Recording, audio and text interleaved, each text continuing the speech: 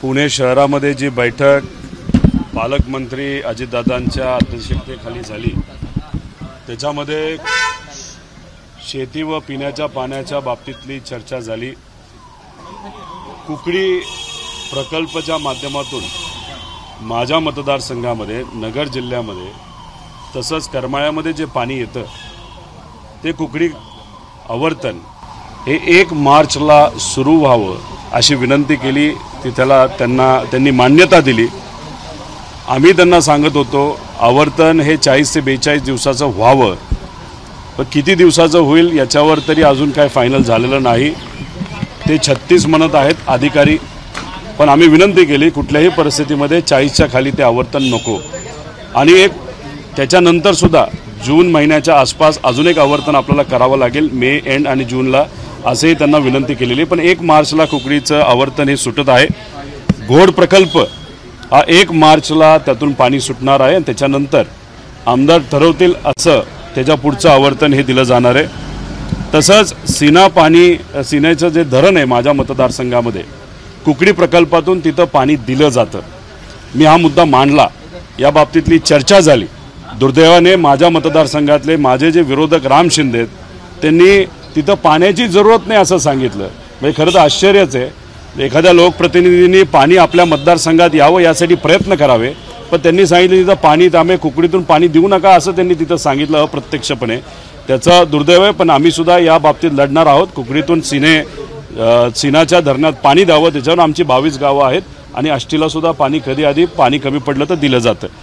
भीमा नदीतून पाणी हे एप्रिल महिन्यामध्ये सोडण्यात यावं, त्याचं मुख्य कारण दौंड, तिथं सुप्रियाताईंनी सुद्धा हा मुद्दा मांडला। दौंड, इंदापूर तसंच कर्जत या भागातले अनेक शेतकरी याच्यावर अवलंबून आहेत, त्यामुळे एप्रिल महिन्यामध्ये पाणी सकारात्मक दृष्टिकोनातून सोडलं जाईल असं दादांनी तिथं सांगितलं। त्याचं स्वागतच आम्ही सर्वजण करतो।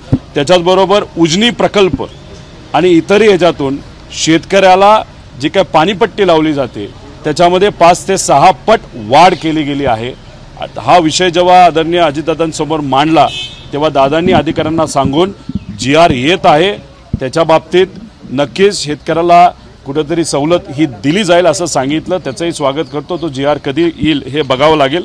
आणि सुप्रियाताई जेव्हा आल्या होत्या दौंड, इंदापूर, बारामती आणि पुरंदर इथं जी पाण्याची कमतरता आहे ती लवकरात लवकर तिथं आवर्तन सोडून पाणी शेती आणि पिण्यासाठी हे देण्यात यावं असे ताईंनी विनंती केली। अशा पद्धतीची चर्चा आज दादांच्या उपस्थितीमध्ये या बैठकीमध्ये झालेली आहे। राजेश टोपे देखील बैठकीला आले होते दादा, नेमकं कुठले मुद्दे घेऊन राजेश टोपे खरं तर उपमुख्यमंत्र्यांना भेटायला आले होते? आमची जी बैठक चालू होती त्या बैठकीमध्ये राजेश टोपे साहेब तर मला काही दिसले नाहीत, आले असतील तर मला माहीत नाही, पण त्यांचा कुठला विषय हे मला आता तरी सांगता येणार नाही। पण माझ्या अंदाजाने रायगडकडे ते निघाले असावेत, इथं आले असतील तर मला माहीत नाही। रायगडमध्ये आज नव्या चिन्हाचं अनावरण तुमच्या सगळ्यांच्या हस्ते होते, पवारसाहेब सुद्धा उपस्थित राहणार आहेत का? कसा हा सगळा कार्यक्रम असणार आहे, मतदारांपर्यंत कसं पोहोचवणार? एक तर आदरणीय पवारसाहेब तिथं उपस्थित राहणार आहेत, आम्हाला सुद्धा तिथं जायचं होतं, पण ही इमर्जन्सी बैठक इथं लागल्यामुळे आणि पिण्याचा आणि शेतीच्या पाण्याचा प्रश्न हा माझ्या मतदारसंघामध्ये आणि नगर जिल्ह्यामध्ये प्रामुख्याने महत्त्वाचा असल्यामुळे इथं थोडंसं मला यावं लागलं।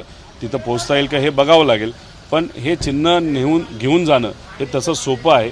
व्हॉट्सॲप, सोशल मीडियाचा वापर हा मोठ्या प्रमाणात केला जाईल। तसंच सामान्य लोकही महाराष्ट्रातली आतुर होते साहेबांना कुठलं चिन्ह मिळतंय, आणि साहेबांना जे तुतारी चिन्ह मिळालेलं आहे ते एक संघर्षाची भूमिका तिथं सांगणारं चिन्ह आहे, आणि ते चिन्ह मिळाल्यानंतर लोकांमध्ये आनंद आहे। फक्त कार्यकर्ते आणि आमची जी संघटना या माध्यमातून लोकांपर्यंत जास्त ताकदीने आम्हाला पोहोचावं लागेल।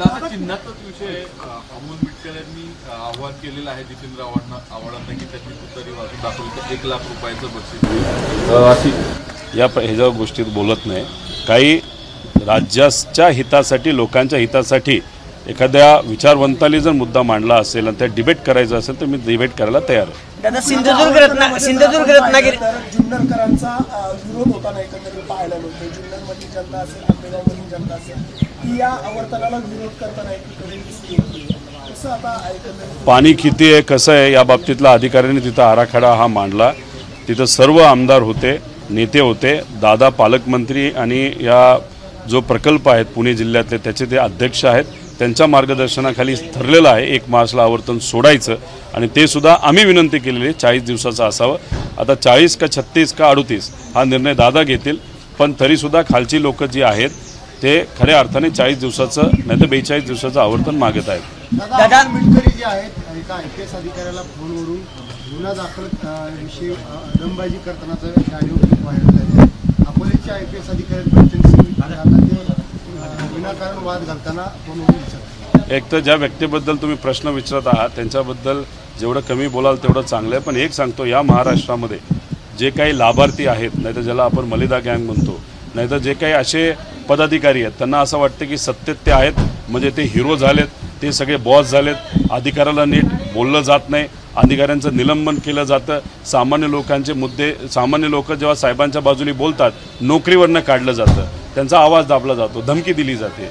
आता हे महाराष्ट्रामध्ये चालले, ते सुद्धा आपल्या स्वाभिमानी महाराष्ट्रामध्ये, आणि हे मोडीत काढायचं असेल तर आपल्याला भाजप आणि हे जे सर्व मित्र पक्ष आहेत त्यांना बाजूला काढल्याशिवाय ते सुद्धा लोकशाहीच्या माध्यमातून हे आपल्याला परवडणार नाही. सिंधुदुर्ग रत्नागिरीसाठी नारायण राणेंचं भाजपतर्फे लोकसभेसाठी नाव निश्चित झालेलं पाहायला मिळते. अनेक नेते आहेत ज्यांचं आता नाव हळूहळू निश्चित होते. दादा कसं बघताय सगळ्याकडे, कारण आव्हान असणार आहे मोठं तुमच्या सगळ्यांसमोर? 100% आव्हान असणार आहे, कारण का BJP आणि मित्र पक्षाकडे आपण जर बघितलं तर आर्थिक ताकद खूप मोठी आहे. पैसा कुठून येतो हा आपल्याला बघावा लागेल. पण काही लोक चर्चेत असं म्हणतात कमीत कमी 60 ते 70 कोटी रुपये खर्च हा सत्तेतले लोक एका खासदारकीला करणार आहे. हा पैसा आला कुठून असा प्रश्न लोकसुद्धा तिथं विचारणार आहेत. पण शेवटी आमच्याकडे काय, तो लोकांना विश्वासात घेतं आणि आमचे जे नेते आहेत साहेब, उद्धव ठाकरे साहेब आणि काँग्रेसचे नेते यांच्याबरोबर कार्यकर्त्याला विश्वासात घेऊन, लोकांना विश्वासात घेऊन ही लढा लढायचा. नारायण राणे निवडून येतील असं वाटतं? त्यांना सोपी आहे ही लढाई? बघा, नारायण राणे साहेब मोठे नेते आहेत, ते त्यांच्या मतदारसंघामध्ये त्यांनी काय काम केलं आहे तिथं गेल्याशिवाय आपल्याला कळणार नाही.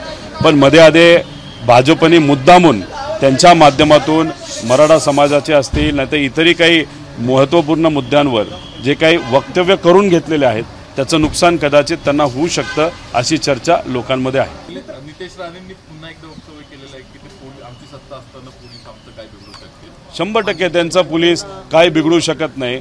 दुर्दैवाने या महाराष्ट्रामध्ये गरिबाचंच बिघडतंय, गरीबच अडचणीत आहेत, महिला अडचणीत आहेत, कोयता गँग मोठ्या प्रमाणात केली जाते, 1.5 दिवसाढवळ्या तिथं गोळ्या घातल्या जातात, आमदार गोळ्या घालतात. त्यामुळे नितेश राणेचं काही बिघडणार नाही. ते सेलिब्रिटी आहेत, ते मोठे नेते आहेत, एका मोठ्या नेत्याचा तो मुलगा आहे, ते आमदार आहेत. पण गरिबाचं कोण बोलणार?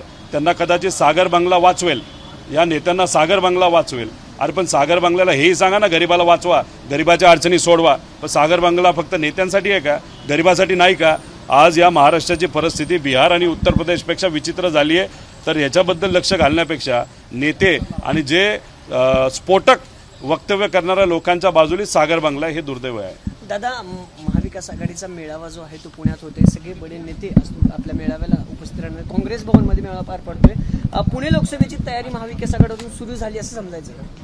हा एक मेळावा कार्यकर्त्याचा मेळावा आहे, त्यामुळे जेवढं जास्त मर्यादित आपल्याला ठेवता येईल आणि फक्त कार्यकर्त्याला बोलावता येईल याचा प्रयत्न ह्या तिन्ही पक्षांकडनं झालेला आहे.